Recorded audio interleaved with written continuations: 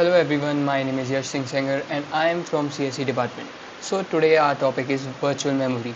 Today we'll learn about its concept and implementation by demand paging. Now let us move to our next slide.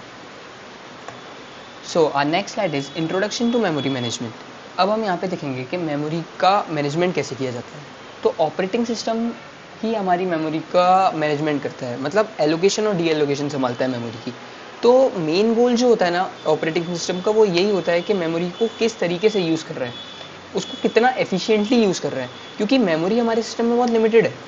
तो उसको हम कितने अच्छे से efficiently use कर सकते हैं, ये बहुत इंपॉर्टेंट है. तो हमारा ऑपरेटिंग सिस्टम ही वो रोल निभाता है, और हमारा ऑपरेटिंग सिस्टम ये भी देखता है कि आइसोलेशन ऑफ प्रोसेस हो रही है कि नहीं हो रही, और मल्टीटास्किंग हो रही है कि नहीं हो रही. Now let us move to our next slide. तो वर्चुअल मेमोरी होती क्या है. अब वर्चुअल मेमोरी ना, it is a technique for supporting execution of larger programme.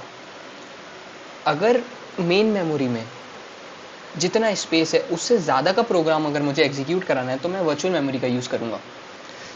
ये होता है वर्चुअल मेमोरी. बेसिकली एक्चुअली होता है क्या, अगर कोई भी प्रोग्राम को एग्जीक्यूट होना है तो ये नेसेसरी कंडीशन है कि उसका मेन मेमोरी में होना इम्पॉर्टेंट है. बट इसकी वजह से ये जो कंडीशन है, इसकी वजह से एक रिस्ट्रिक्शन आता है. वो क्या है कि मल्टी प्रोग्रामिंग की जो कंडीशन है, या मल्टी प्रोग्रामिंग की जो डिग्री है, वो इससे रिस्ट्रिक्ट हो जाती है, वो डिक्रीज हो जाती है. तो इसको ओवरकम करने के लिए जो हमने कंसेप्ट यूज़ किया है, वो है वर्चुअल मेमोरी मैनेजमेंट.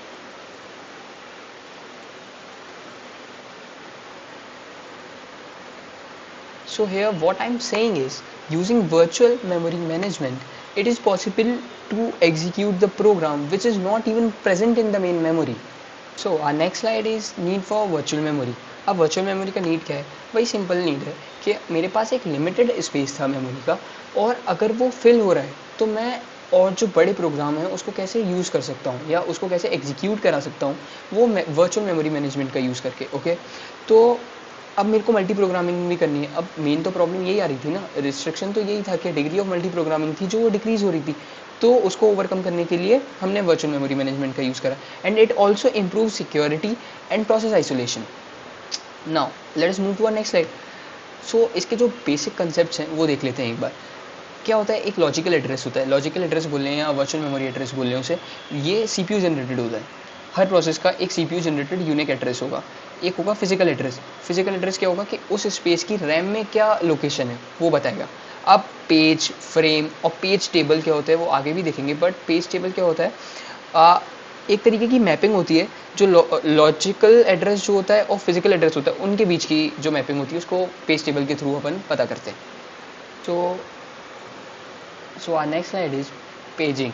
अब पेजिंग क्या होती है. अब पेजिंग का हम थोड़ा सा कंसेप्ट यहाँ पे एक बार पढ़ेंगे. तो पेजिंग में क्या होता है ना, जो मेमोरी है वो डिवाइडेड है पेजेस में और फ्रेम्स में. इक्वल नंबर ऑफ पेजेस, जो पेजेस का साइज़ होगा और जो फ्रेम्स का साइज़ होगा वो हमेशा इक्वल होगा. और पेजिंग की वजह से जो एक्सटर्नल फ्रेगमेंटेशन होती है उसको भी हम एलिमिनेट कर देते हैं, और हर प्रोसेस का एक अलग पेज टेबल होगा. तो अब है ना, पेजिंग का थोड़ा सा और कंसेप्ट दिख लेते हैं. मतलब ये हो क्या रहा है, वही था, लॉजिकल एड्रेस था, फिजिकल एड्रेस था. अब हम इसको कैसे यूज़ कर रहे हैं कि सीपीयू ने एक लॉजिकल एड्रेस हमको जनरेट करके दिया. अब हम पेज टेबल की हेल्प से क्या है, यहाँ पे एक ऑफसेट भी होता है, ठीक है, हर प्रोसेस का ऑफसेट वगैरह होगा.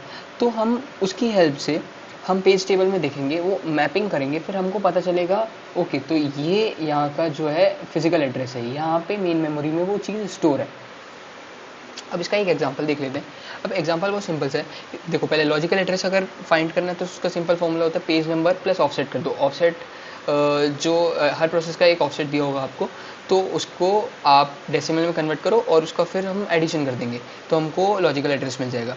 और फिजिकल एड्रेस को निकालने का जो फॉर्मूला होता है वो क्या होता है, frame number into page size plus offset. तो यहाँ से हमको डेसिमल में हमारा एड्रेस मिल जाता है, फिर उसको हम हेक्साडेसिमल में कन्वर्ट कर देंगे, तो हमको पता चल जाएगा कि हमारा फिजिकल एड्रेस क्या है. तो ऐसे हम लॉजिकल एड्रेस को फिजिकल एड्रेस में कन्वर्ट करते हैं बाय यूजिंग पेज टेबल. तो अब देखेंगे डिमांड पेजिंग क्या होता है. अब जैसे कि नाम से हमको पता चल पा रहा है कि डिमांड पेजिंग, हम अपनी डिमांड के हिसाब से पेजेस का यूज़ कर रहे हैं. अब पेजेस में जो हमारे प्रोग्राम यूज़ हैं, हम उसके हिसाब से जब भी हमको नीड पड़ रही है उस पेज को हम कॉल कर ले रहे हैं और अपनी डिमांड फुलफ़िल कर रहे हैं. तो वही बोल रहे हैं कि pages are loaded only when required. तो इससे क्या होता है, मेमोरी जो यूजेस है उसको रिड्यूस कर दिया इसने, और टास्क जो न्यू टास्क है उसको स्पीड अप कर देगा। बस डिमांड पेजिंग की जो रिक्वायरमेंट ये होती है कि जो हमने प्रोग्राम्स हैं जो हमने यूज़ करने हैं वो डिस्क में या बैक स्टोर में पेजेस के फॉर्म में उसको स्टोर करके रखना होता है।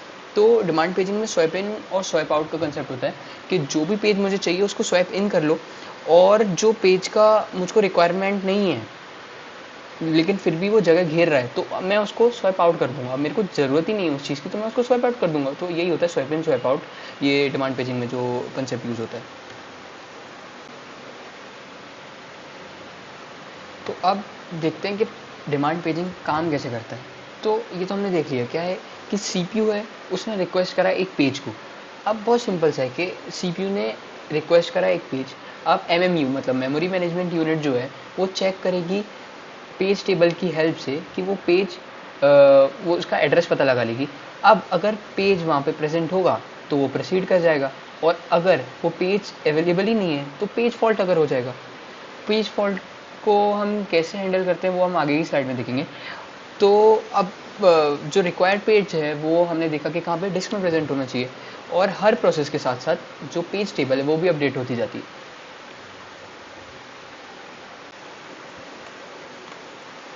अब हम देखेंगे कि पेज फॉल्ट, वही पेज फॉल्ट क्या है, सीपीयू ने कॉल करा और वो पेज अवेलेबल नहीं है मेन मेमोरी में, तो उसने मेमोरी एक्सेस फॉल्ट दे दिया।